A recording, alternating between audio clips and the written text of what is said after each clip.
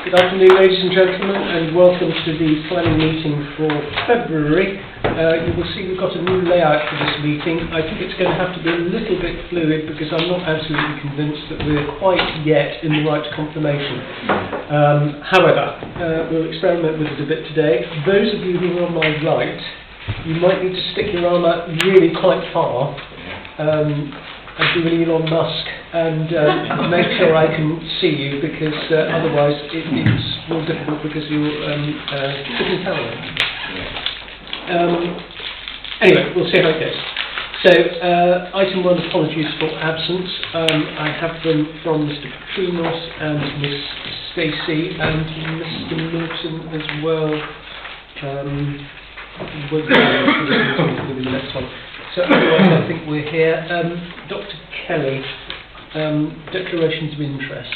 Yes, Chair, I do have to declare an interest, and I will make myself absent for the second of today's applications. I have not been involved in it at all, and indeed I knew nothing about it.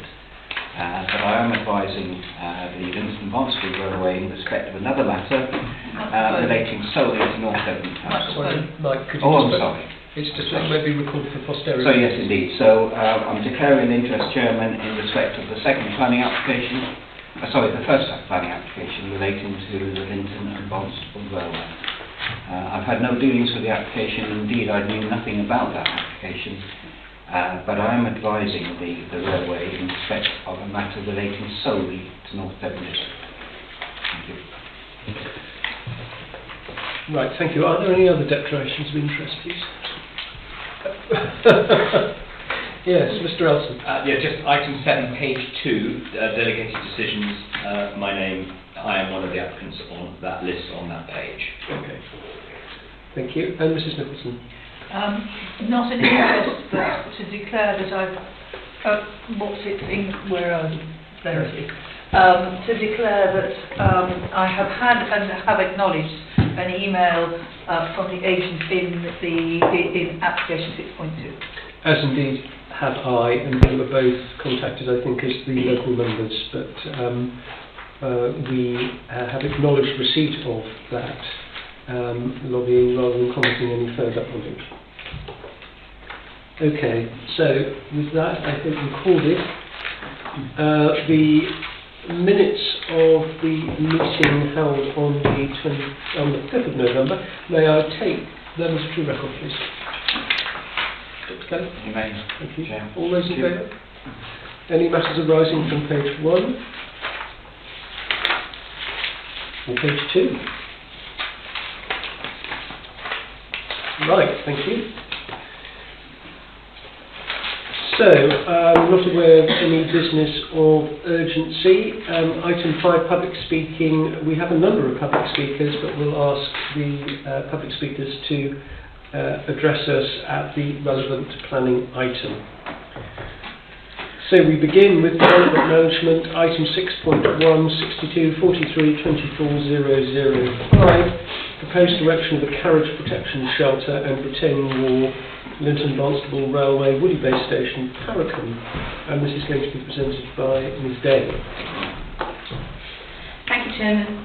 Good afternoon, members. This application relates to the erection of a carriage protection shelter and a retaining wall at Woody Base Station. The shelter will be used in connection with the existing Linton and Barnsley Railway.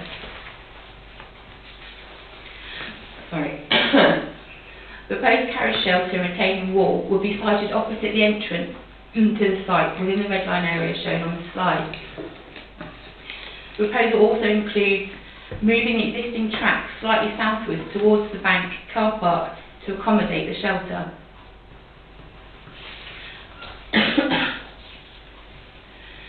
This is the position of the proposed carriage shelter. Can you see the? And then this is the position of the retaining wall. Mm-hmm. The shelter measures approximately 3.1 metres by 50 metres in length, and the retaining wall is between 1.1 and 1.3 metres in height, 50 metres in length, and 0.5 metres in width. The shelter would be located over the track from the existing head shunt siding to the west of the station itself.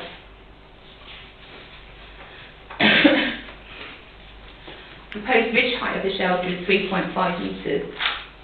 Will be constructed using vertical timber boarding under a corrugated sheeting roof. Condition has been recommended within the report, requiring details of the paint stain finish to be applied. The proposed building is open-sided on the south, facing the car parks, and the east elevation.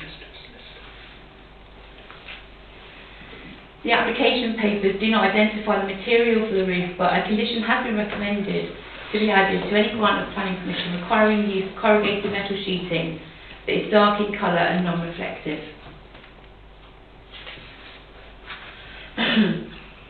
The retaining wall will be formed of galvanised Mesgabian baskets filled with crushed rock and will be located to the southern side of the proposed shelter and run along the bottom of the bank, separating the track from the access road and the car park.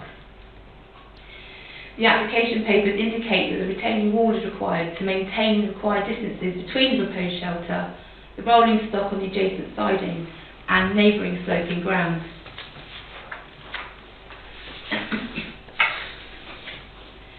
This photograph is taken from the access road into the site.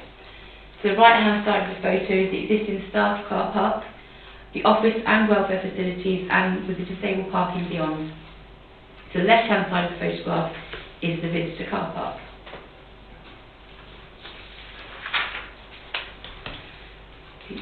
The left-hand side photo shows a track running from the Woodbay station itself towards Killington Lane. The carriage shelter would be positioned here, with the retaining wall running along the left-hand side of the bank. This is taken from the edge of the car park. The right-hand side photograph is looking from the office welfare facilities towards the car park, with the carriage shelter in the distance.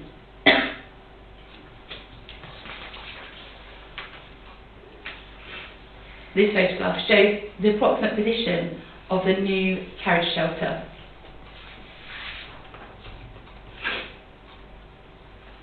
This photo is taken immediately north of Woody Bay Station at the entrance to Moorland, looking south.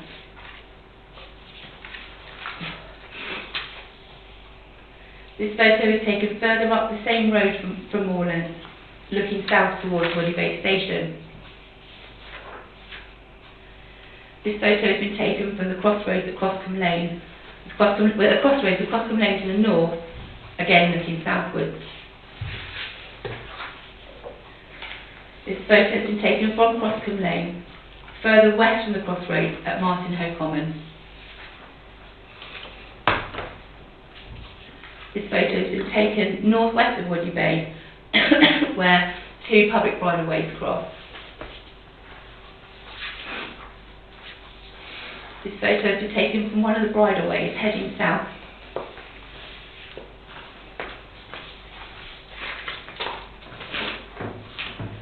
This photo has been taken from the same bridleway as it rises towards the railway, northwards towards the rail. I'm so sorry. This photo has been taken on the same bridleway north of the stream, approximately where the steam is rising here is the approximate start of where the carriage shelter would be. It is noted that objections have been raised in relation to landscape impact and the need for the shelter. The application papers state that the shelter is required for the protection of the existing carriages in terms of maintenance and quality and their heritage value. The planning statement indicates that the original railway had carriage protection and storage facilities at Thornton Yard near Barnstable. Proposed shelter references the materials used in those buildings. Additionally, the applicant has stated that the existing shed is the locomotive storage shed, workshop for the locomotives and for coach repair, repainting and repair. They further state that there's only room for a single carriage in addition to the locomotive. Members will note from the report that officers are content that it's been demonstrated that the building is necessary to provide shelter for the carriages, and that, in this regard, the proposed building is essential for the operation of this part of the reinstated railway. The principle of the development is therefore acceptable. Members will further note that the authority's future landscape officer has no objection to the proposal. The proposed shelter would sit below the level of the access road with the top seen above the fence but below eye line when viewed from the access road. The building would be visible from the A39 and from Martin Hoe Common. The proposed shelter would form part of the established railway station, and though in a very rural setting, it would not cause any additional harm to the landscape character. Mitigation measures are suggested to integrate the building more through dark, non-reflective and recessive colours and materials. Overall, officers consider the proposed building would be seen in context of the existing station and its infrastructure, including buildings, car parks from both close and wider view. In this context, the proposed building would not result in an unacceptable increase in the visibility of the building, station or its associated environment in the wider landscape. The development would have an acceptable impact on the character and appearance of the landscape, and therefore the application is recommended for approval. Subject to conditions detailed in the report. Thank you, Chairman. Thank you very much, and well done for battling through so bravely. Really sorry. We have one speaker on this item. Now, I must apologise, not quite clear if it's Mr. Auger or Mr. Auger. Auger. There we go. So, our speaker is Mr. Richard Auger, trustee from the Linton and Barnstaple Railway Trust. Mr. Auger, if you come to the microphone, you'll have 2 minutes from when you start to speak. Thank you very much for allowing me to speak. I won't say an enormous amount. It's basically as the submission documents. I've prepared the documents and submitted them. The one thing that I would point out is that these carriages are a very important element of the line. Last year we had 45,000 visitors, most of whom would have travelled on the coaches. A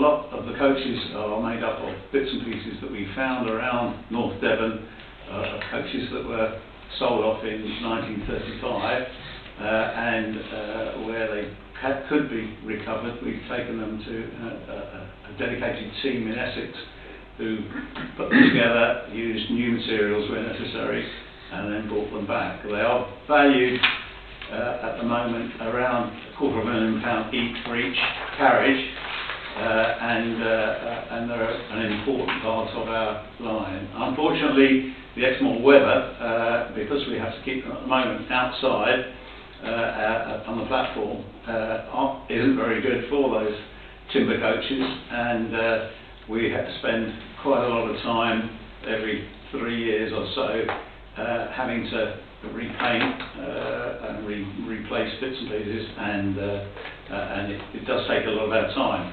The idea of this is that we'll keep them in the dry with ventilation because of the form of the construction, and they'll be put into the shed every night, backed in from the station, so that we can use the volunteers on other things. So that's the reason for it, and we hope that that will be acceptable. Thank you very much, Mr. Auger.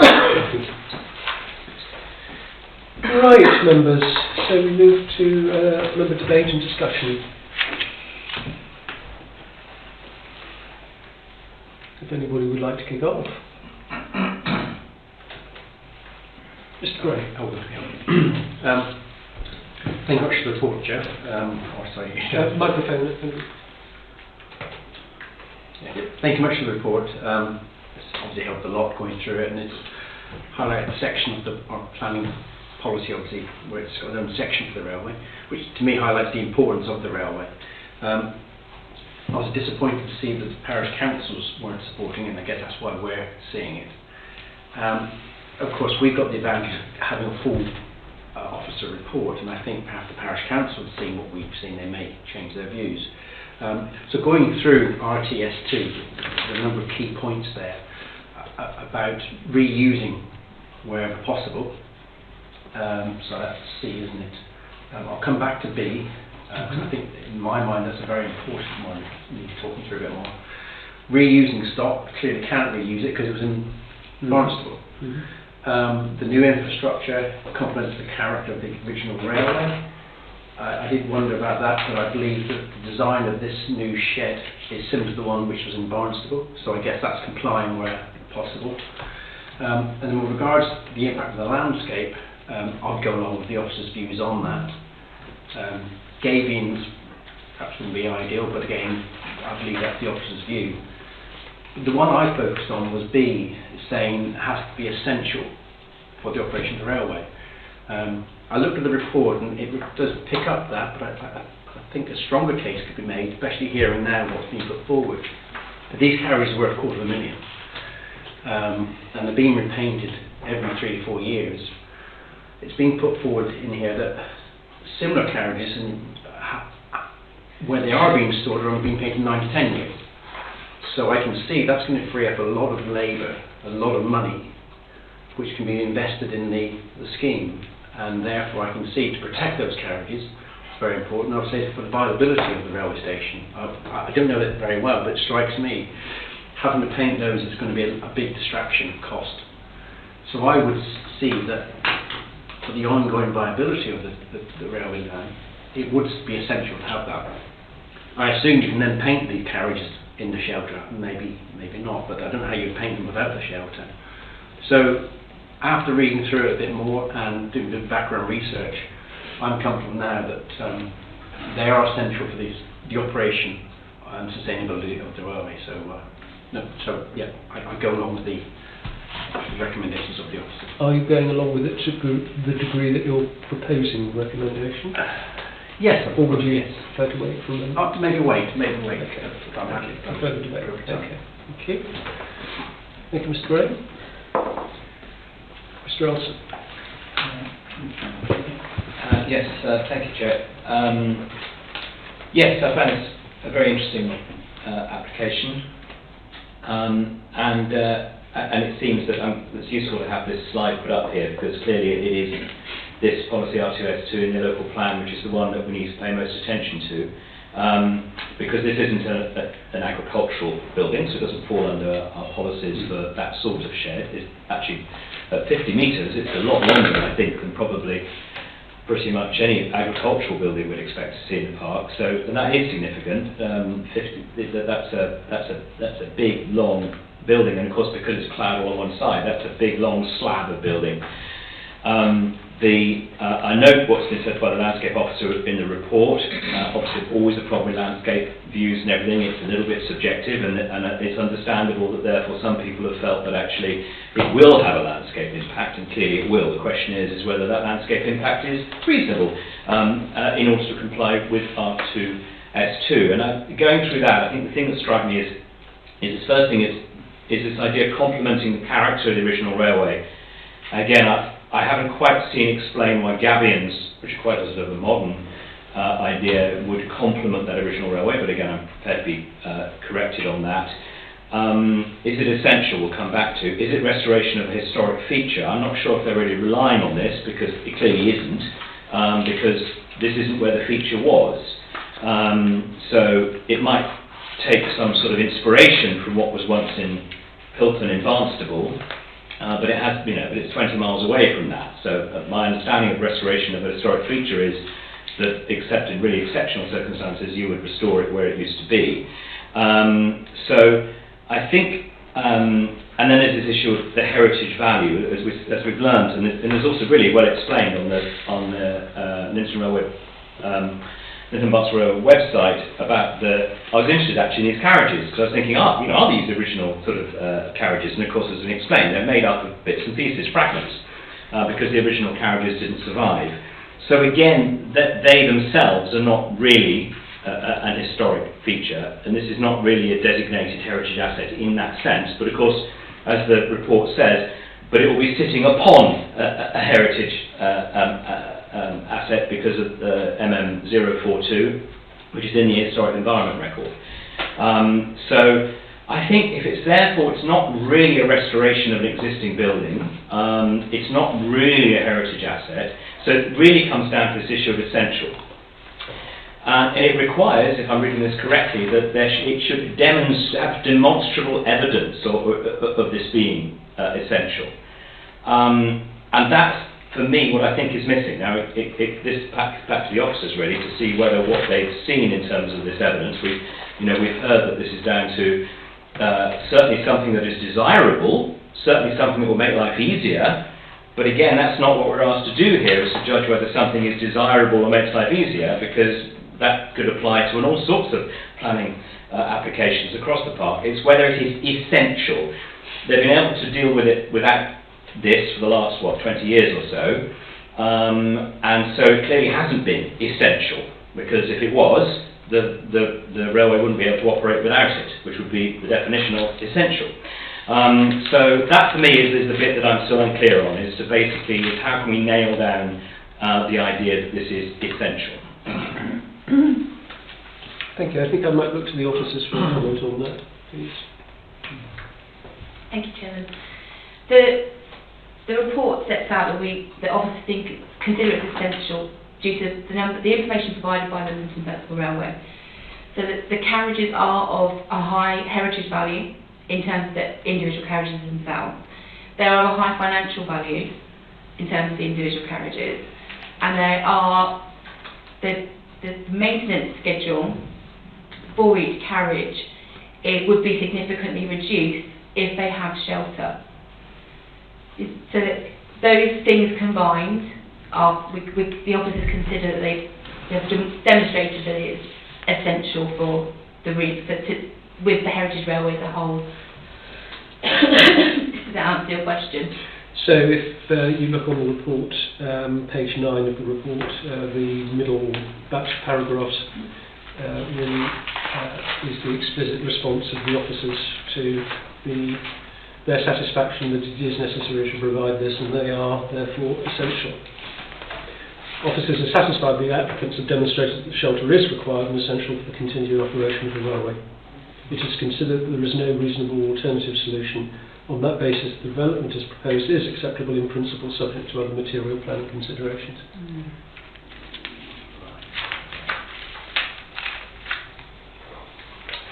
Mrs. Lawrence. Yes, just to say that I think this is acceptable, and I'd like to go forward with it, because this is going to be for years of support in this area, and that's what we want, people that give their time and enthusiasm to help look after these railways. I think it's a way of saying, well done for what you're doing, and we are here to help you, and I'm more than happy to support this application. Okay, are you to the degree of wishing to propose the acceptance of the recommendations? Well, yes, I'd be happy to if nobody else wants to. Okay, so you're happy to propose it. Is that seconded? I'm happy, yes. By Mr. Bray. Okay.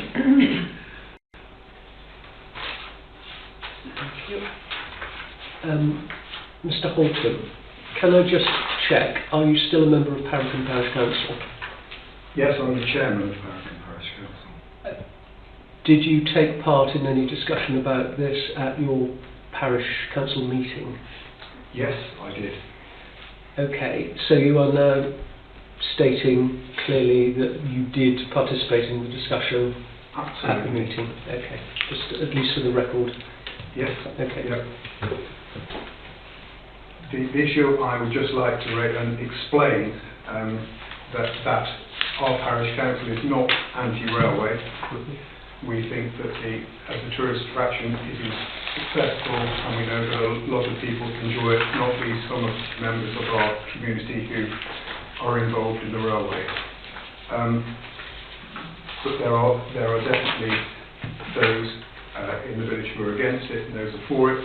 Even the ones that are generally against it were fairly happy with this application.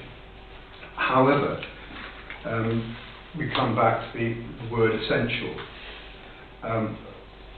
We don't think detailed evidence has been given as to why this is essential in accordance with the dictum before the policy in the local plan. And where the concern is the now extinct former planning consent that would have reinstated the railway from Woody Bay to Blackmore Gate included a very large shed part of which we understand would have been used to accommodate the coaches. So there's clearly an intention to house these coaches somewhere else. There was a full planning consent for it. It hasn't been exercised, it's now extinct, but there was a clear intention that would be what happened. We further understand that the applicant's intention is still to recreate a link between Woody Bay and Blackmore Gate. And I guess their intention would still be to create that large shed partly for accommodating these coaches as well as the maintenance of their engines and all that sort of thing. The question then is has that intention to go to Blackmore Gate been abandoned? Because if it hasn't, surely this application, at the very best, it should be a temporary consent, because their intention is to build something to do the same job somewhere else. So I'm not sure this, until that is understood, I'm not sure that this building can be deemed as essential. It might be essential for a temporary period of time, but if the intention is to go on and obtain another consent for the building at Blackmore Gate, does this building then get demolished, or what happens? It's issues like these that are parish council, and I think it was slightly disingenuous to say, if the parish council had seen the full report, they wouldn't have made the decision they have, and it was Martin Hoe as well as Paracombe, it wasn't just Paracombe. But I think there are questions to be asked here and answered before the parish council will be content. Right, thank you, Mr. Holton. Mrs. Nicholson. Thank you, Mr. Chairman. I went down much the same sort of thinking process as Mr. Bray and came to many of the same conclusions. But I think the question of the essential nature is important. I also think there is something about taking as a whole a site and a situation and a railway and the things that go with a railway. And that feels to me part of the thing. I think I'm content to accept the officer's view that it is essential to the running of the successful running of the railway as it is. I think that the question of how long, temporary or otherwise, how long it's needed, are there other intentions, it clearly things that will come to people's minds. It is our role to decide upon this application, not on any other application that may come before us. And that, I think, is a key principle that we need to keep to. I think we can keep to that principle if we, and at the same time, address what are concerns that are in people's minds by adding a condition such that should it, as we do with many other permissions, particularly agricultural buildings, is that should it no longer be needed, then it should be demolished and the site reinstated. That's a not uncommon, and I have had a quick look, I don't believe that's there. If it is, I'll take that back, and the answer is the question is dealt with. If it isn't there, then I think it would be reasonable to put that condition on. And I would propose an amendment to that effect. Okay, thank you. Mr. White. Chairman, really I think the points have been made. I was just going to point out it's not for us to speculate what may or may not happen in the future. We are judging what is in front of us. The detailed officer report sets out why the building is considered to be essential. It considers its planning merits. It's judged to be okay in terms of design, scale in that context and on that part of the landscape. There's a debate around whether something should be temporary or not. I think what we have to ask ourselves is why the impacts are okay. Okay, why would those impacts not be okay in the future? So, I'm not convinced it needs to be a temporary permission. but that's obviously within the gift of members today. What you're saying is that because no demonstrable landscape harm is being advanced, therefore the argument for it being a temporary permission is not easily defendable. I don't believe so, Chairman. It's not. It wouldn't be a temporary structure either. It's not what I was proposing. I'm sorry, Mr. Chairman, I'm not proposing a temporary permission because it's absolutely clearly not, if it's acceptable then it's acceptable, but if it is not needed anymore, it ceases to be essential. And therefore there could be a condition that if it ceases to be essential, it should be demolished. I accept the point, Mrs Nicholson. I think what the planning officer is saying is that in landscape planning terms, if it is acceptable, what is the argument for saying that it should be removed? I know what you're saying. I know what you're saying. But why do we ever put that condition on anything then? And we put it on endlessly. We do if it's temporary permission for something. We do very often have a removal condition if it is a landscape situation that can't necessarily take that development, but there are overriding concerns. I think the difference in the argument here might be that actually the landscape officer is advising that the landscape can take it. That's the difference. But Mr. White. I think that's correct, Chairman. Thank you. Fairly often perspective, but it's open to debate, and it's the member decision. Well, Mrs Nicholson has moved an amendment that there should be a condition that should the requirement for the building cease, that it should be removed.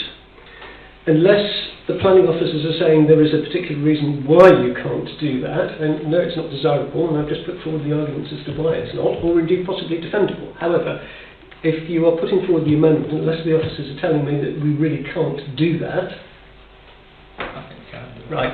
So, is that seconded by Mr. Geen? No, it's not. No, sorry. Does anybody wish to second that amendment? I'll second. Right, Mr. Olsen is seconding that amendment for the additional condition. Right, Mr. Geen. Well, yeah, I was my point was going to be yes. We're looking at the current application. Yes. I was minded to support it. Still am, and if anything, the recent information that there was an intention to build a shelter for a long time and they haven't been able to, shows that the need is needed, and it is essential to protect the carriers.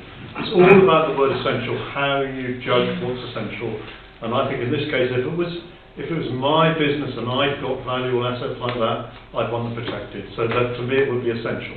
Now that's how I look at it. So therefore, and if it's built, then maybe they won't need to build anything else, and if they do come for planning permission, the question will be asked, why do you need it when you already have one? But that's for another day. But on today's application, I'm going to support it. Right. Mr. Gray. Fran, you haven't spoken yet. Mrs. Smith. Thank you. I'm not supportive really of putting in this condition of regarding temporary. I think for me, how are we going to validate it? If we've got to wait until they come forward with another planning application and say, well, we want to use a hut, and that hut they're going to have to say we can put those carriages in there and it has to be built, and therefore if it is, you have to then remove this planning application that's currently in front of us. So I'm supportive of the application, but I don't think putting that temporary or putting the condition for it to be removed should anything further come. I don't really think that is defendable. So I'm not supportive of that condition. Mr. Gray. I take Francis's point, but I think the problem's here. If you took the structure down, you've got the gabions there as well. So I think the reinstatement would cause so much disruption. I'm not sure it's even feasible to put that into writing. And equally, as Bill was saying, I think it's more, this is essential for this, but you can't build another one down the line, and we cross that bridge when we come to it.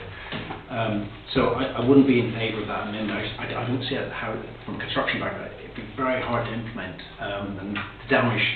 You've got wasted materials, so it just doesn't seem a green approach really. It's more, this is what you're getting and you've got to stick with it.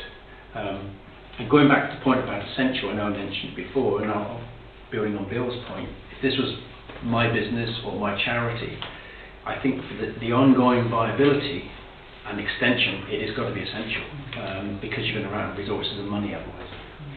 Right. Mr. Yabsley. Thank you, Chairman. I'm of the same view. I think if we see a planning application in the future for a similar type of construction, we might then decide that this needed to go. But I think I think this is challengeable at appeal if we put a clause on. I'll be supporting it. Thank you.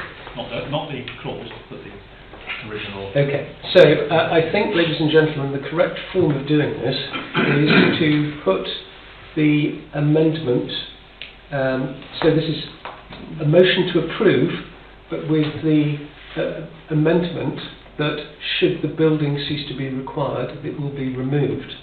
Okay? If you disagree with that and you prefer the original motion, you have to vote against this time, and then we'll put the other motion. Okay? Is that quite clear? Mm-hmm.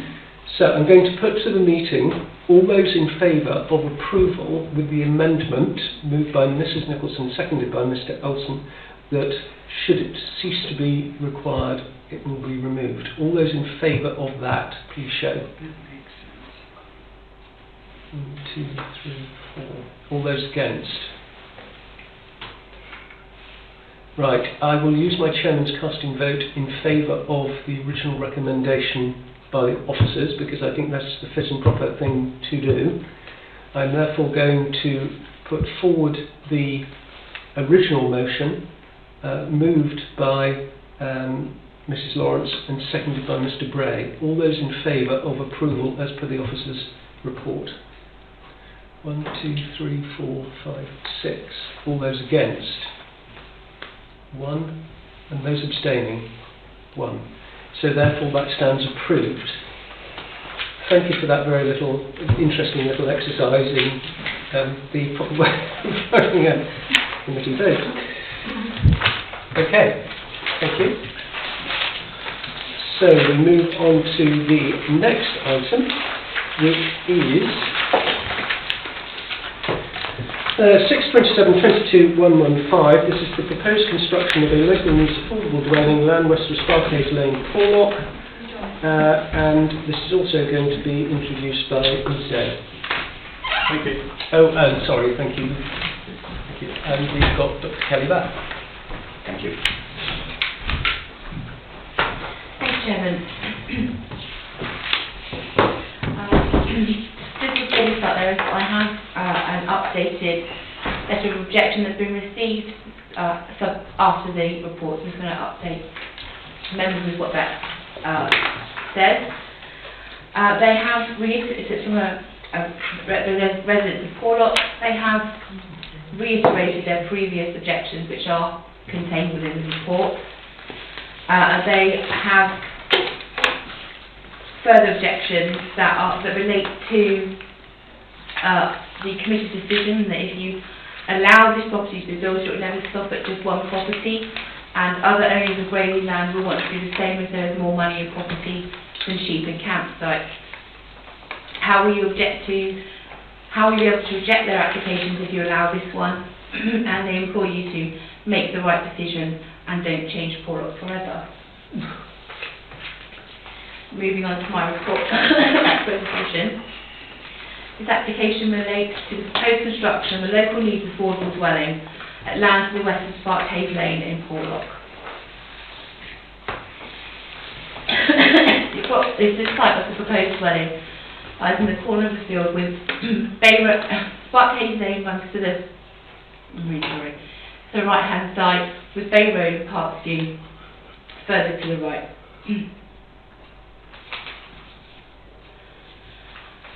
This is the I'm really sorry.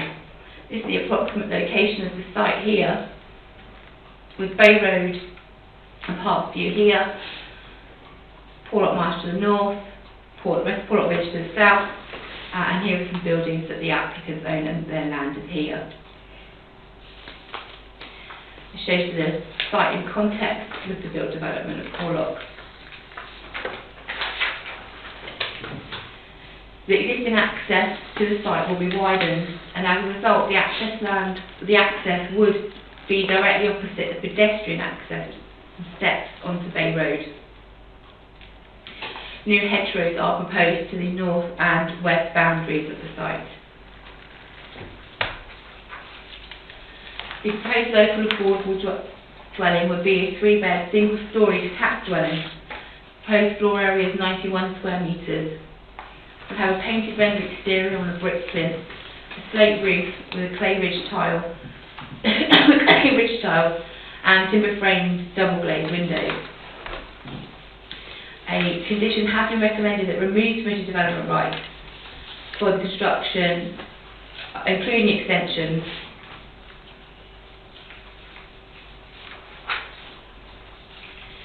This slide shows the relationship between the proposed new dwelling and the property to the east. And it shows that the ridge height of the proposed new dwelling will sit below the ridge height of those in Bay Road.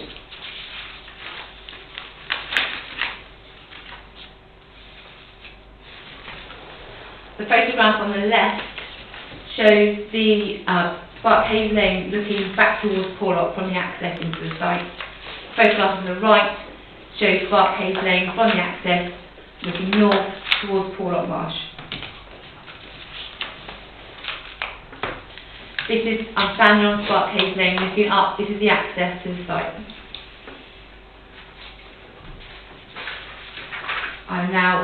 This is on the access looking west. This is looking north back towards Porlock Marsh. I'm still at the access, the gate at the top of the access, and that we can cross Barcade Lane towards Bay Road. Proposed dwelling is close to residential development to the east. The proposed new hedgerows to the north and west would restrict encroachment into the open field, keep the dwelling within a compact area and provide screening. Proposed dwelling will be seen in context with the residential development to the east, and it is considered that given the likely low traffic speed along the lane and acknowledging the application proposal is able to provide some visibility with the widened new access. Proposal is for a single dwelling unit. It is not considered that it would prejudice road safety interests. Proposed wider site lies within flood zones 2 and 3. The specific location of the new dwelling is in flood zone 1. The Environment Agency have proposed conditions specifically relating to finished floor levels and safe egress from the site. A Section 106 agreement will be required to secure both the affordable dwelling in perpetuity as well as a safe egress from the site in perpetuity if planning permission is granted. Accordingly, the application is therefore recommended for approval, subject to signed Section 106 agreement for local needs affordable and safe egress. Thank you, Chairman. Thank you very much. Now, I have 3 speakers on the list, the first of which is Carolyn Gold, the applicant's agent. So if you wouldn't mind moving to the table, Ms. Gold, and then we'll have 2 minutes from when you start to speak. Could I just check, is the microphone on? There's a button on the top. There's an on-off switch. Yeah. So it appears to be it's On. now on. Good, thank you. So you'll have 2 minutes from when you start to speak. Thank you. Well, I'm Carolyn Gold. I am the agent for Mr. and Mrs. Hooper in this application. And I was expecting perhaps Mrs. Hooper's statement first, because she explained she has stayed with this application over a period of 3 years, and a year before that with pre-application discussions, to get to the point where we think we have an application that we're very pleased has been recommended for approval. Just to point out the site as shown on your slide, the large area, apparently large area of buildings at the north end of that field, most of that is a water treatment works. Just a small part of it is a barn used for lambing by Mr. and Mrs. Hooper. We have over the years had to address the two major problems, which one was an objection for the Environment Agency to do with the flood risk, and we then submitted a much more sophisticated flood risk assessment, which very thoroughly showed that the small teardrop-shaped area where the house will be built is actually flood zone 1, and will remain so even after many years of climate change, and so is therefore a safe refuge on which to build the house. The surrounding area is unlikely to flood very much across those flat fields, and we have established the satisfaction of the Civil Contingencies Unit that we have an escape route that way in case of needing access to and from the building in time of flood. The ecology aspects, we have also had to provide quite a sophisticated ecological report, and that has shown that given safeguards we will be able to satisfy that. Okay, thank you very much indeed. I have next on the list Nick Lynn, and that is going to be read, I believe. Mr. Lynn's here. Okay. It's Lorraine's one. Okay. Is it for the applicant or the... Mr. Lynn is going to speak. Is that so? Right. I'm told, Mr. Lynn, that you've got two statements that you're going to be reading. Yeah. So you'll have 2 minutes for each. So start with whichever one you wish. Okay, right. So I'm reading this on behalf of Mrs. Hooper. Okay. We're... That one. You're right.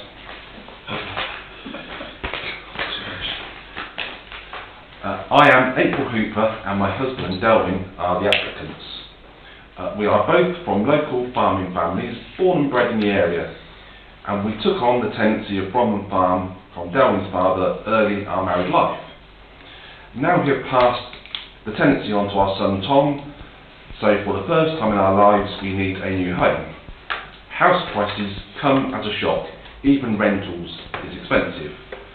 But we had bought a few fields during our working lives so we could continue raising sheep for an income in retirement. And we realised we might be able to build a home in the corner of one, next to the road and close to the other houses. We started the process about 4 years ago with pre-application talks. We were approved as qualifying for affordable local needs housing and submitted an application in July 2022. Since then we have worked with 4 different case officers and paid out for expensive professional reports that we never expected to need, but we stick to it because our goal has always been to have an affordable and secure forever home for our own. We know that planning approval is given to sites and buildings, not people, but in the case of local affordable needs housing, it sometimes helps to picture the people who might benefit from it, people like us. We cannot stay in the local community we love, close to family, friends and support without a home we can afford, by building it ourselves on land we already own. We can do this. In the future, we know our home will also suit other people in the same situation, maybe a family with children or several generations, or another older couple with disabilities like us. We are happy to sign the Section 106 agreement that protects it from their use to. Very well done. Thank you very much. Well done, Mr. Lynn. Mrs. Hooper? Go or the second one? Second one. Thank you. This is from me and my wife. We are writing a statement to support of Delvin and April Hooper's planning application. The area is in great need of affordable local needs housing. The site is very suitable for this, as it is the only area of the field that is in flood risk zone 1, and the rest of the area will continue to be used for farming. The land is quite flat, and this will be very suitable for both April and Delvin, as April has a degenerative eye condition, which was diagnosed in 2004, and she has had to stop driving shortly after. And Delwyn struggles with his walking. It is also close to the village. The bungalow has 3 bedrooms, which the local parish council were concerned about. However, this is needed so their children, grandchildren can come and visit or stay. Also, if at a later date they need full-time care, this will allow for resident carers or assistants to allow them to retain in their own home. The Environment Agency has no objection, subject to planning conditions being attached to any permission, and the Highways Officer's comments standing advice only, and did not raise objection. Also, the proposed has satisfied all the requirements of the Ecology Officer. April and Delwyn have lived and farmed in Porlock all their lives and help in the local community. They are a great asset to the village. That's it, thank you. Thank you very much, Mr. Williams. Right, so we'll now move to member debate, unless officers have anything else they wish to add at this stage. No? Thank you. Mrs. Smith.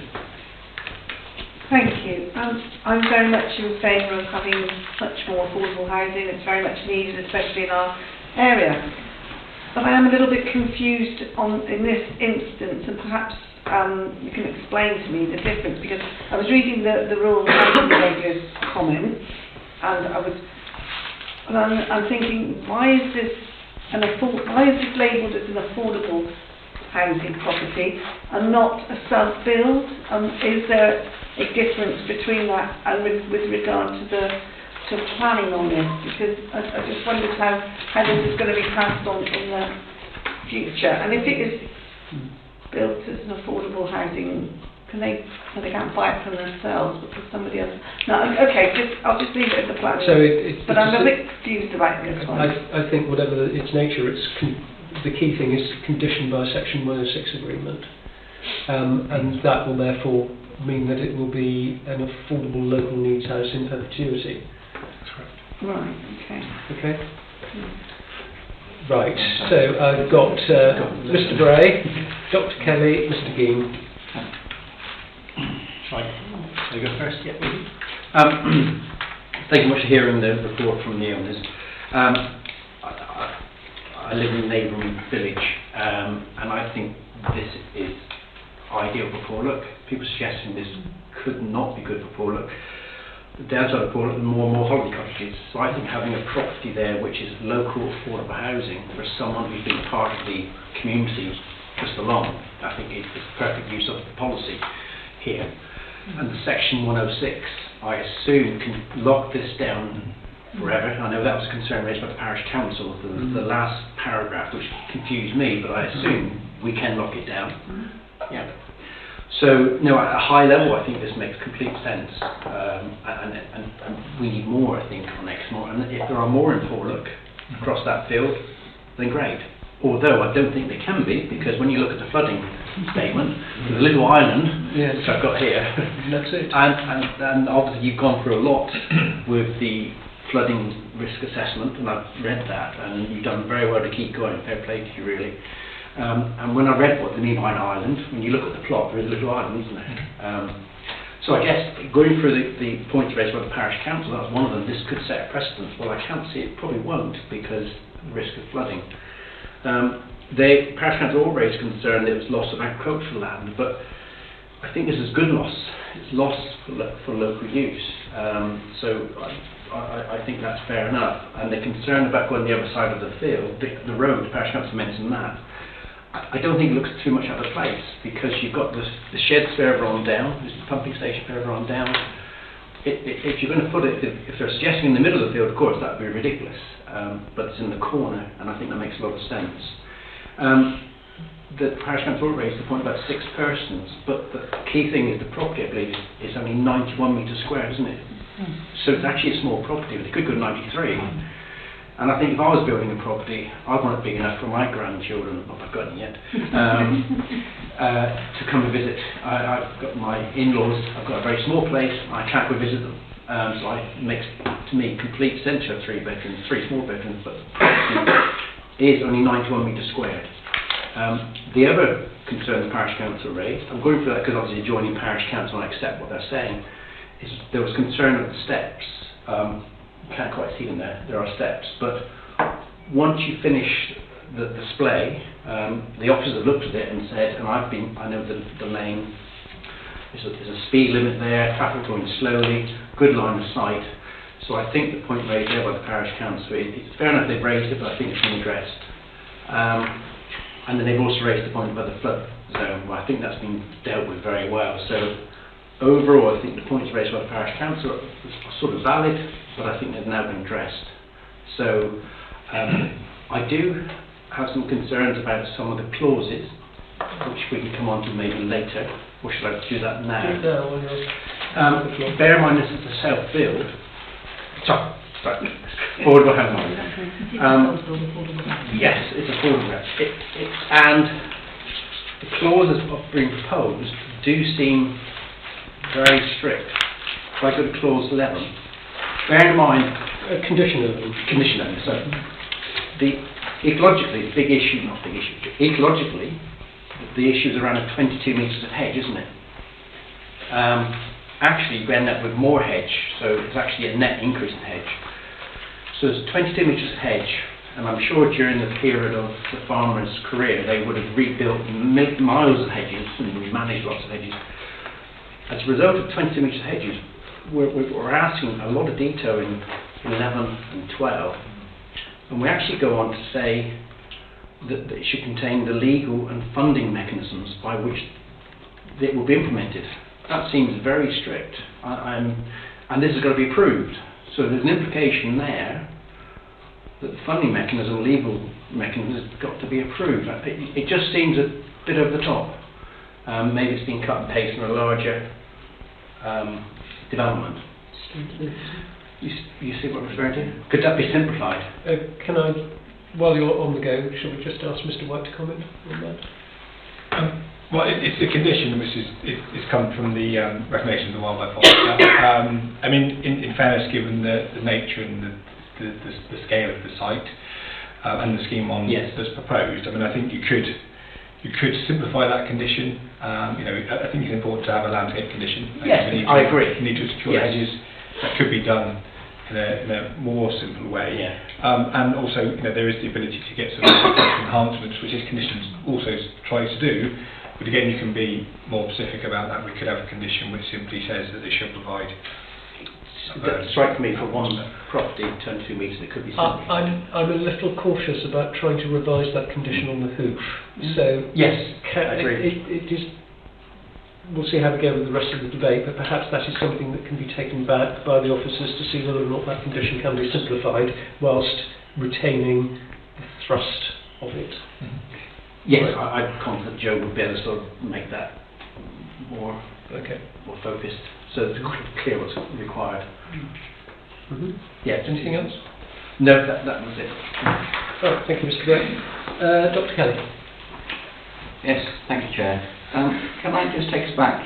I think I'm referring to a similar document that Fran did, but obviously the central issue is whether or not there is a proven need. I mean, policy HCS1 is absolutely clear.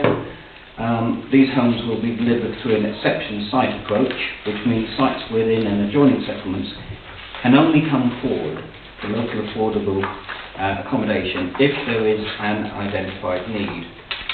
Where there is no proven need, permission will not be granted. So it's absolutely clear that starting point, we all know that in terms of policy. But I'm looking at the response of the Rural Housing Enabling Officer, which I've got in front of me. It's not that clear, to be perfectly honest with you, and I'd appreciate some comments about that. So the Rural Housing Enabling Officer has commented on this application. I did look for an affordable housing statement as part of the application, but there isn't one. There's reference to a pre-application inquiry, but there isn't any substantive evidence that details this housing need. So the Rural Housing Enabling Officer, back in 2022 I think it was, I note the application is for a single dwelling with the implication that it is to be occupied by the applicants as their principal or sole resident. there is reference on the application form to it being an affordable dwelling and some text in the affordable housing statement. I wasn't clear because I couldn't find that statement. However, I can see no further relevant detail on this in the available documents and therefore presume, should permission be granted, that affordability in perpetuity will be enforced through a 1/6 agreement. That's understood. That's reasonable. Indeed, it is. And then she makes the point that whilst we can confirm there is a general level of housing need in this parish, as evidenced by the number of live registrations on the Home Finder system, that observation is not directly relevant when the applicants are currently local tenant farmers seeking to achieve a home to retire into that is affordable to them. So I think we need to be very careful that there is definitely a proven need. Absolutely, definitely, because otherwise the policy would not support it. We appreciate that. And, presumably, in the absence of this permission, the applicant will be losing their home. And this is the only option open to them. So I'd just like some reassurance on that critical policy point. Thank you. Thank you.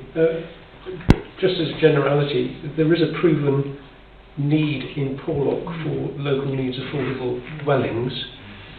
This isn't categorised as a retirement home, it will be a local needs affordable dwelling subject to a section 106.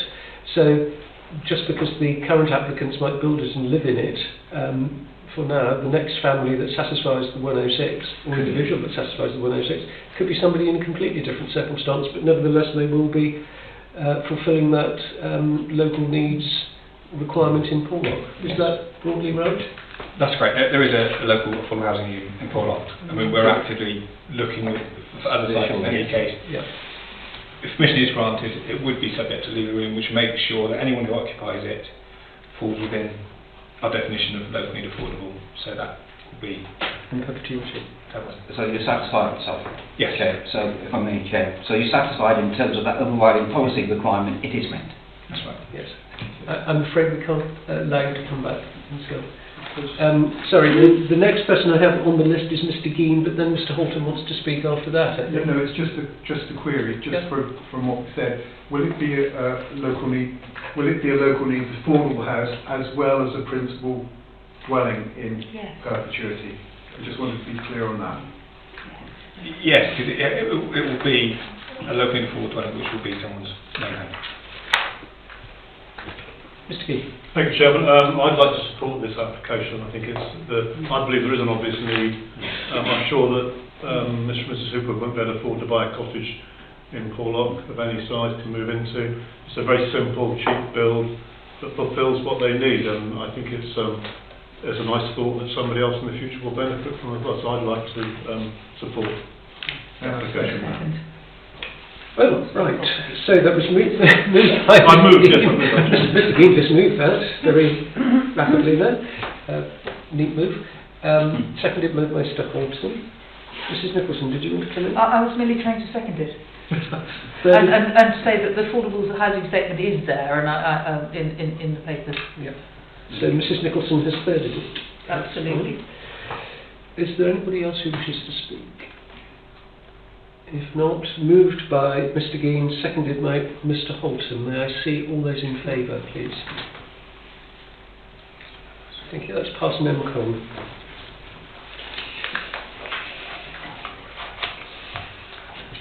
Thank you very much. So, I know we've just voted on it, so to be clear now, Joe can now look at those and simplify it as is appropriate. Yeah, great, thank you. I didn't include that in the motion, so I think Mr. White understood the point. He will simplify it if he possibly can. Yes. Right, we'll take a little pause there and allow our speakers to leave if they wish to. You're very welcome to stay for the rest of the riveting meeting.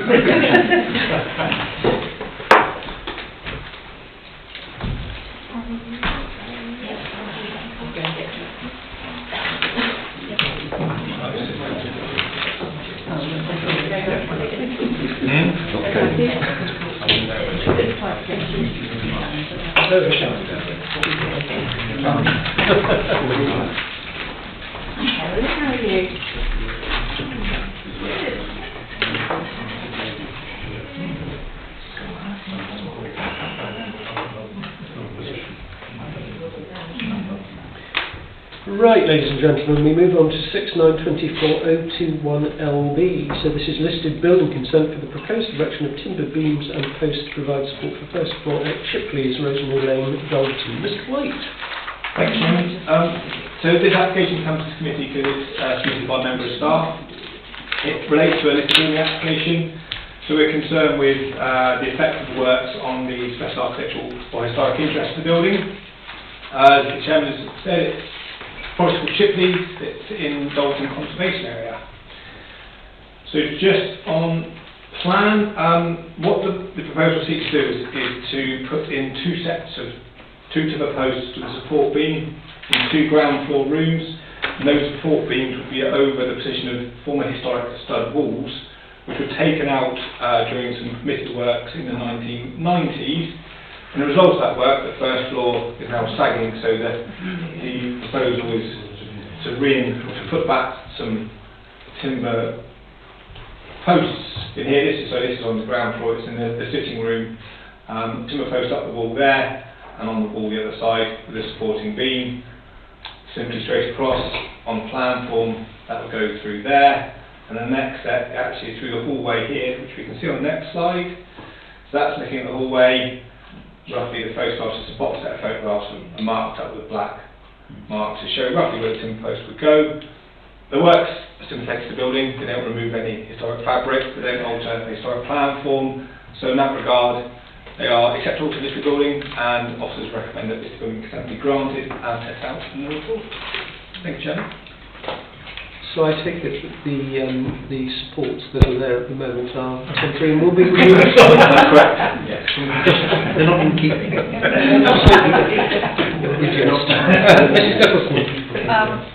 So proposed, and I think that, I know it's sort of nobody here now will have been responsible for that original permission, but really, it was going to happen, wasn't it? So proposed.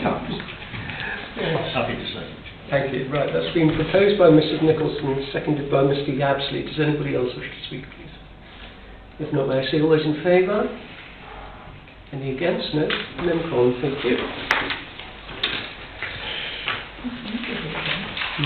I was here then, yes, I do apologise. I have no clear recollection of it. The memory fails after 30 years. And then we come on to 6924-020LB, and this is an application under Regulation 3 of the Town and Country Planning General Regulations 1992 for listed building consent for the removal of partition rooms to enable reorganisation of rooms in this building, and we can have a site visit if you wish. This is going to be Mr. White again. Joe, I'll carry on from here because I'm conscious of time. Yes. So the application, it comes to the authority committee, or planning committee, because it's the authority application. Similarly, listed building application, next one house, we know what that is. Plan form, so that's the main door into the building. Coming to reception here, new layout reception. This back office has this sort of T-shaped walls. Dividing at the moment, proposals they're taken out. Actually open the space up, put it back to the original room portion, and actually be useful space from an office meeting point of view. That's the photograph. It was roughly that were these two walls would come out as they open the room back up. No loss of historic fabric again, and sort of putting back the historic plan form. So again, from this building point of view, this proposal we think is encouraged and it's recommended for approval. I'll propose it from the chair. May I see all those? Any seconder? Yes, thank you. Seconded by Dr. Cannon. All those in favour? Any against? Thank you. Thank you very much. So we now move on to item 7, application decisions delegated to the Chief Executive. We do have a fair number of these this meeting, so we will go through them page by page. Page 1, anything that anybody wants to refer to there? There's some very, very interesting applications, and again I say that this is increasingly an item that we need to be aware of.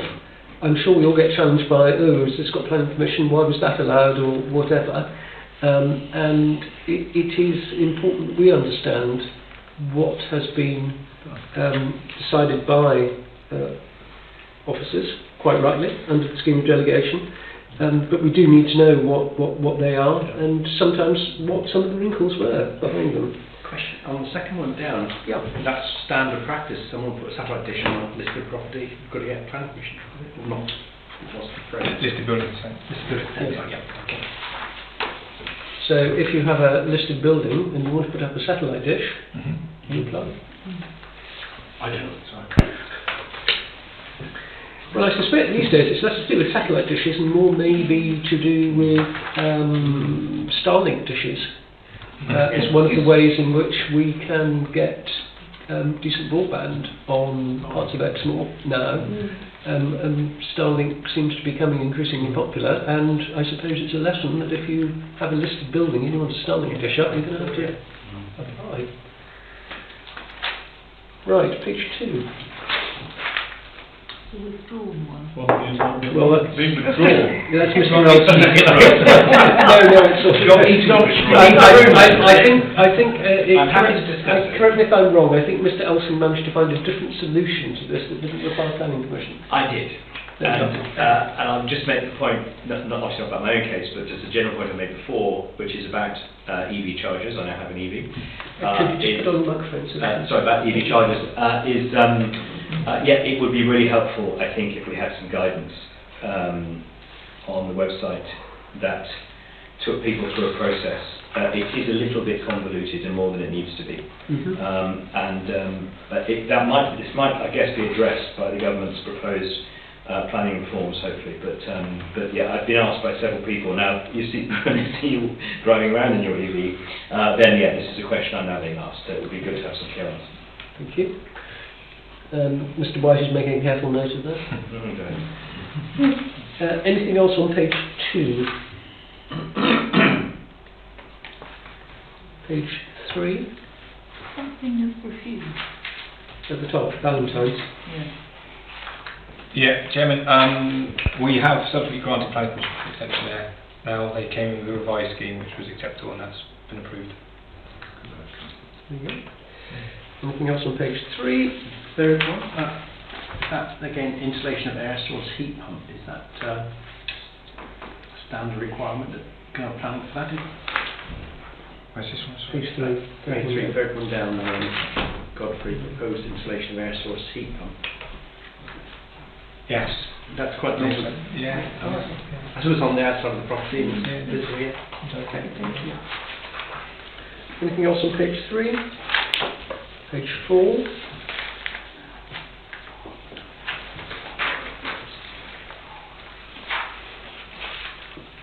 Just say I'm delighted about the school of Exmoor because it must be very chilly out there, and I think that sounds like a very good idea to me.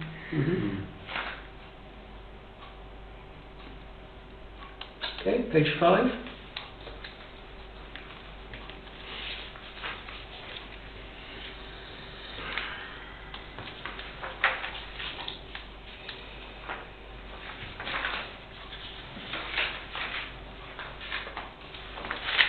Page 6.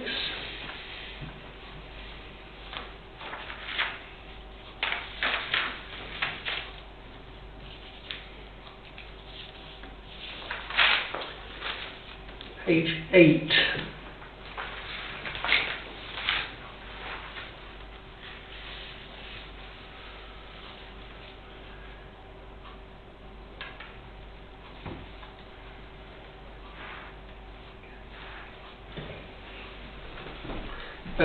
Page 9, second one down, the Lillicombe Mast.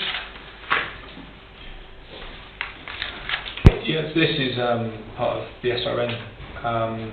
It's a revised site from where they were looking at beforehand, which we had a problem with. They have erected a temporary mast there for the meantime to get the coverage. This now will go in a quarter barrow, so there's a couple of masts there already. In landscape terms, it's not that it won't be without harm. We think it would cause harm, but we think in terms of the planning balance, in terms of what it presents, that actually there's an overall balance. It is okay, and that's the best site in the locality for the mast, so and we're able to get positive outcome. Sorry, I didn't note it for page 8. I was interested in the hedgerow removal, and that was acceptable because, the second one done. Mm-hmm. Yeah, because obviously there's a quite discussions. I was in actually it's on top landscape AONB about the hedgerow removal, and some people were raising concerns. And I know you have to get planning permission for it if it's over a certain length. But how do you decide whether it is acceptable or not acceptable? Because I couldn't really see the reason behind this. Over 50, I should think. Yeah. I mean, well, it relates to the necessary works for Wessex Water in this case anyway. So Right. was okay. But some of it comes down to the mix of species within the hedge, or the historic context of that hedge. And in this case, well, for the reasons of the species which were in there or the historic context, it was okay. Right. It's not okay in every instance, Yeah. but rarely people are okay. So we are losing a lot of hedgerows throughout the country. Circumstance report is the case, I think. I'd just like from page 9, Yep. the very first one there, refusal. So retrospectively, presumably they've already made the change and it's not acceptable. No, this is an interesting one. Isn't it, Mr. White? This is a really interesting one. I'm glad you brought it up. Good, Paula, can you buy it? Well, yes, you'll hear why. Yeah. So I mean, so planning application has been made to put 2 smaller dwellings into 1 larger dwelling. It would be, I think currently it's a 2-bed dwelling and a 1-bed unit going into a 3-bed house. We've got policies which deal with extensions to dwellings, and we talk about the 35% increase as well, don't we? But we've also got a strategy which seeks to protect our existing housing stock, particularly our stock of generally smaller, more affordable dwellings. So in this case, you've got 1 dwelling which is certainly getting a lot larger than the 35% increase, and you would be losing a smaller, more affordable dwelling. So as officers, we've raised concerns with that, and that's why it's been recommended for refusal. I think it becomes interesting because there is a debate sometimes in terms of actually does planning engage with the amalgamation of properties, but in the national park context, given our local plan approach, as officers we consider that it's material, that's why it needs a planning application. So for the reasons of losing those 2 smaller, more affordable dwellings to something which becomes larger, which actually we have a reasonable stock of houses of, we've refused planning permission. So those 2 separate properties combined? Yes. Oh, okay. But it is one of those ones that could be tested further legally, and whether or not this particular applicant does or others do. But I think it's not an absolutely foregone case. Yeah. Dr. Kelly. It's an interesting one. I was going to raise this. The first point I was going to make was it's a retrospective application. It's already been carried out. It's now being refused. What's the next step? Are we looking to, given the uncertainty over this situation, are you looking to enforce it, or are you negotiating something different? Is the first question. Well, I think the negotiation is quite difficult because you either remove the breach or you appeal the decision. Or actually, yes, the backstop is we have to enforce. We haven't gone to that formal step yet, but it's it's there in the background. I mean, we are anticipating an appeal. It was testing, as Chairman said. And the other point was there was an appeal, of course, at Martin Hill Manor about 18 months ago, where the application had been refused. It's to be divided into 7 different smaller apartments. Concern on the National Park was we're losing more affordable units by converting it into 1 dwelling. But the inspectorate's view, I think to paraphrase it, was, well, none of these units are actually affordable anyway. So in terms of that higher level objective, you're not in practice losing affordable units. So it was actually allowed on appeal. This is a more modest proposal. So I think it would be a more interesting decision to be I'm tested missing on the cell appeal. in this one, which makes a difference. Obviously, the Martin Hill Manor was was a remote Indeed, as well. So there is a degree of interest about this particular application. This one may or may not be challenged further, but it is something to bear in mind that we do from time to time get small properties being amalgamated into larger ones. And you can quite see that in certain circumstances why it would be attractive and desirable to do that. And the other point, Chair, I was going to make is, if you look at some case law... Could you make it with your microphone? I'm sorry. Is it development to begin with? Yeah, because there's case law that suggests otherwise. Yeah. So the whole thing is interesting in itself, isn't it? Just to test it. No, we're heavily reliant on housing strategy to argue that it is material. But in essence, they've made the planning application, so that actual debate Yes, the it does. planning field fall away. It might be an issue for enforcement field. So if they hadn't made an application and they'd just gone ahead and done it, would that have meant that our opportunity to intervene would have been limited? We would be dealing with an enforcement matter then. So the only way we could, our step would be to serve an enforcement notice, which they could appeal against. Yeah. If you appeal against the enforcement notice, one of the grounds might well be that it's not developed, it doesn't need planning permission in the first instance, so they might run that argument. Better not to apply. Well, that's certainly not something that we should do. That option hasn't changed. No. I mean, that's still an option. Do keep us advised. Indeed. Yeah, Well, we just approved an affordable home in the same village, didn't we? For that reason. You could have said the Hoopers could have bought this, but... So again, it's a very interesting case, and another reason why it's important for us to go through these decisions. Okay, anything on page 10? I was interested to see about halfway down Mr N. Keel discharge of conditions for Keel Rise Hawcombe. You will remember going on the site visit to Keel Rise at Hawcombe. Mrs Smith will, I remember her being there. Oh, fine. Yes, it made a deep impression on you.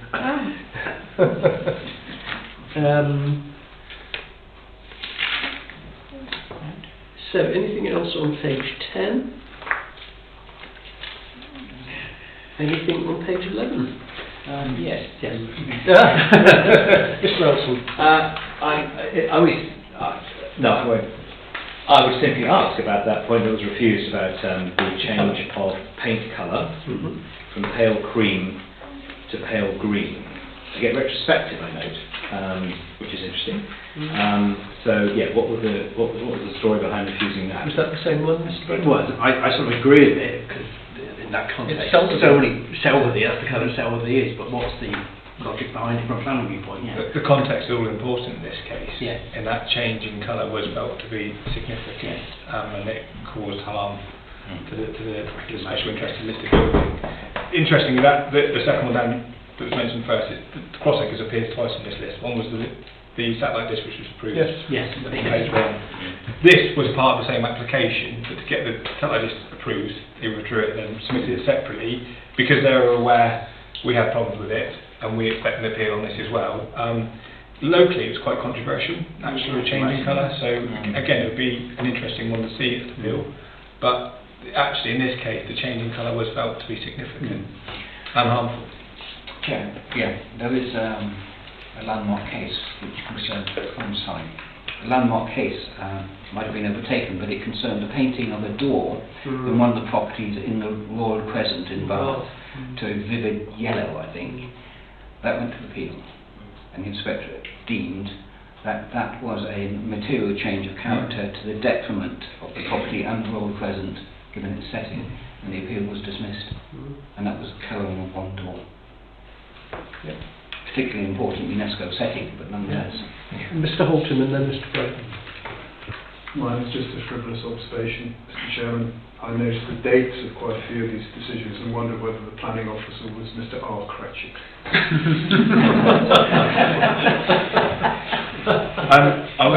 More likely we Scrooge. Well, I was going to come on to it later, but it was actually, I mean, there's obviously lots of decisions gone out on here, but in terms of our planning performance, speed of decision, and getting applications out in time, it's, quarter on quarter it's gone right up, so much so that the quarter before Christmas, on the government stats, which are slightly different to what we look at for corporate plan, but the government stats, when they record how well we're doing on our performance, we hit 100% of applications determined in time or agreed time, which is no mean feat. It doesn't happen very often. So, I mean, part of some of that grumpiness about decisions going out was Can we record our thanks to our team? Admiration. There's a lot of work they've gone on there. We've dipped already this quarter, but that was meant to. It might be obvious to everyone in the room, but that area, pale cream, for National Trust property is what area is. I live adjoining to National Trust, and I've painted mine white, but because I own it. But it's a farm. I'm not in the village context, and I can see fully why Selworthy is picture book postcard, and change it. That would be quite naughty. My Polish in-laws have in their kitchen in Poland mugs with Selworthy cottages on. Oh, right, the right colour, yes. Very important. Right, anything else on page 11? And then page 12. Refusal, please. Which the one at Porlock for 4 affordable dwellings. Well, no, 4 dwellings actually. Sorry, I take it back. Doesn't say affordable. No, 4 dwellings. I did take it back. Yeah, this was locally controversial, Chairman. Faced a number of issues, I think, and in fairness to the agent, they did seek to work through a number of those. But we got to a point in the end where there was certainly uncertainty around the viability arguments. This would have been a cross-subsidy scheme. We didn't feel comfortable with their arguments in terms of viability. There was also uncertainty in terms of actually the tenure of affordables, and sometimes, in some instances, actually how many affordables they were going to try and provide. There are issues there as well in terms of setting of non-designated heritage assets, and also potential impact on a number of protected trees, which then obviously translates to potential harm to character and appearance of the area. So I think as officers we felt we got as far as we could. We needed to sort of draw a line under it, and it ended up being refused. There's the exercise of appeal or negotiate, we'll see. So Dover Hay Place isn't listed, but as you say, it is nevertheless regarded as a heritage asset. Non-designated, yes. Yeah. For those of you familiar with that. So presumably the parish council turned that down as well. They refused, and that's why we've not seen it. The parish council didn't like it yet, and there's quite a lot of local upset. Porlock. I wouldn't pay a blind bit of notice to anything they're saying. Well, they are in such a mess. We are still in public session, Mrs. Nicholas. They are. Well, and I'm quite happy to say it on the record. Okay. It has been duly noted on the record, but fortunately your microphone was off, so that might be. Right, is there anything else on page 12, please?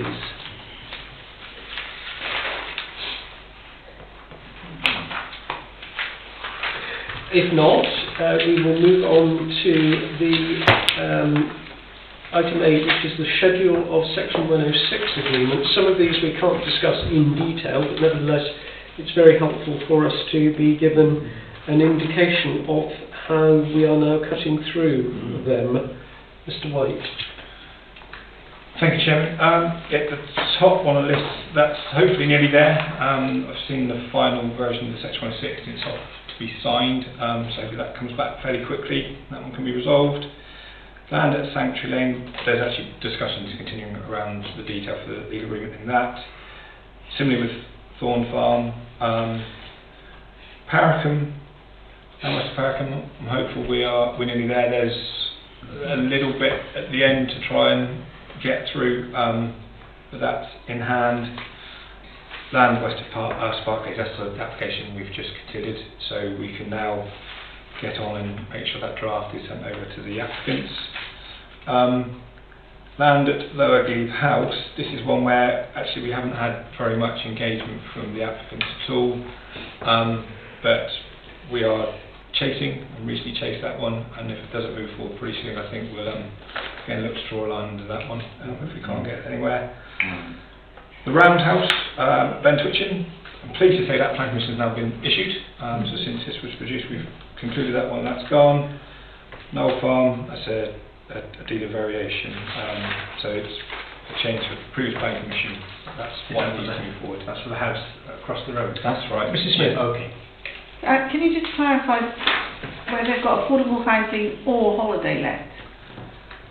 Yeah, so in those circumstances, the applicant could have equally just applied to convert the barns to holiday let, and under our policy as a land-based rural business proposal, it would have been acceptable. But they have sought to have some flexibility, because equally they could have just pursued a locally affordable dwelling. So they are saying, well, actually we'd like to have some flexibility. So it'd only be one dwelling, but they would, through agreement, they'd have the ability to either have it as a locally affordable dwelling or as a holiday let. Hopefully it's a way for us to see more affordable dwellings come forward, not just simply holiday lets. Okay, thank you. Anything else? Yes, so then over the page. Last one on the page, that's a more recent application for a self-building, locally affordable self-building Cuckham, and that's off with the solicitors at the minute to press. And then you've got the list of those 106 agreements resolved, to which we can now add the roundhouse at Ben Twitching. Any questions on those? I think this is positive. Obviously, sometimes it seems to be grindingly slow, but it is important that we've got these 106s in place, and this is the evidence that that is happening. Okay, thank you very much, ladies and gentlemen. So, item 9, site visits. If there are going to be any site visits, the reserve date is Friday 28th of February in the morning, as you know. Mr. White. Is this from December? Yes. Yes. Sorry, Chairman, I was just going to, just a quick update. I was just going to welcome Emma Gifford as our new planning officer. She did work at North Devon, didn't you? She had some time at North Devon Council beforehand. I'm pleased to say she's now joined us in our planning team and replaced Charlotte Spears. Welcome. And Dr. Kelly was about to say all the best people come from North Devon. Of course. Yes, they're all moved this way. They're all moving east. Right. If there's nothing else, ladies and gentlemen, I will conclude the meeting. We have a 10-minute break before we start keypad for those who sit on that. How long?